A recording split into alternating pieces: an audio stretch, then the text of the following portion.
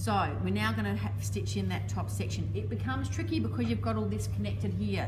So you've then got to pull it out, get into it, and figure out what we're going to do. So same deal, if you put it this way, and remember we haven't clipped into it, so that's why you're getting those pleats there, because we haven't clipped into those corners yet, so we're trying to force them the wrong way. Once we clip into them, they'll all fall back the right way. Go from the inside. Okay. We're going to clip into our corners now. So this is our first corner here. Try and do that layer only, don't do any of the layers underneath of it. And literally I'm clipping into that corner, not beyond my stitch line. That stay stitch is going to stop it from fraying out and ripping out to further on. On the other side, when we look to the other side, that's my internal corner there that I want to flip the other way. Only on that layer, don't cut any other layers, just that one lining layer. Clip into that corner as well. Okay.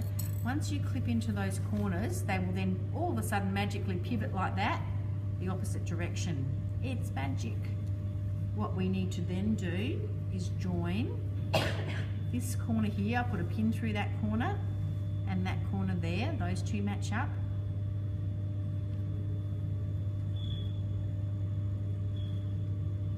It's one thing to watch me do this, it's another thing then to go back and try and do it yourself. So come to me with pins when you're ready.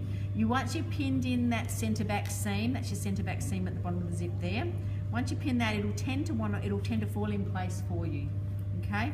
So you just need to stretch along the top of that kick pleat. You are going to join all of these cut edges or overlocked edges together. I don't want to see edges like that. They need to be all matching together. So all of those layers. Pull down your linings on the inside. It's not working for you. That's better. Pin. Okay, and you can straight away see by snipping into that, all of a sudden it's turned and opened up. Alrighty.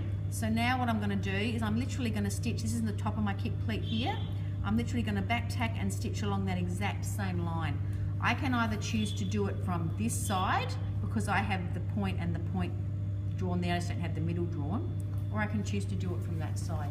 It doesn't really matter. I'm going to choose to do it from this side because my lining is what I have to control. That slippery sucker moves everywhere. When it's on top, I can push it and control it a whole lot more. I'm going to put another pin because I want to make sure all of my cut edges here need to be right in alignment. So I'm going to put a pin in the middle there so they don't move around, because also this seam that we're going to sew is on the bias, so it's going to want to stretch and do some crazy stuff. So pinned in that corner, I'm pinned along here, but I know that corner there is where I want to stop. Okay, so that's my one corner, my start corner, that's my stop corner. Pinned in the middle to hold it all in place, making sure all of my seams from my main and my lining are attached. I've got my back end out of the way, so nothing's, I'm literally going to back tack, stitch in there and back tack to hold everything together. But I strongly suggest come to me with pins. I can show you. Now I'm just going to walk it back only because I don't want to overrun that corner.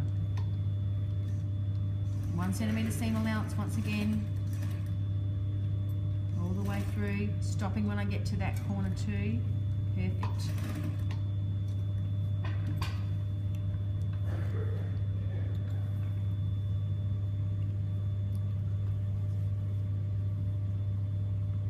So, because I've done it from this side, my lining side, and matching my corners, when I flip it over to the kick pleat side, you can tell that the green line is what I've...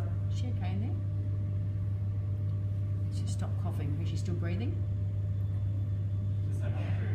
Yeah, okay.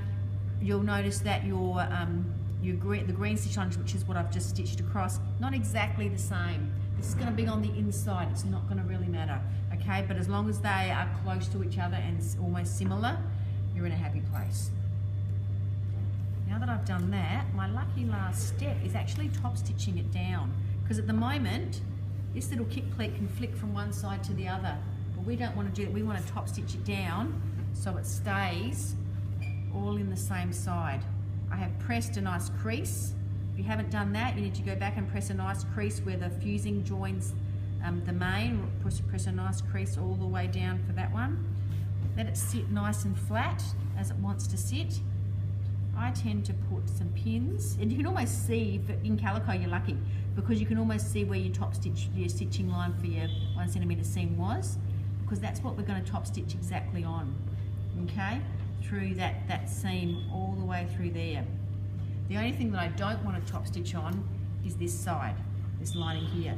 So we are going to flip that lining down like that,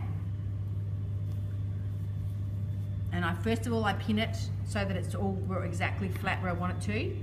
Flip that lining down, and then I repin it through here because I'm going to stitch exactly on that same green line that I've just stitched.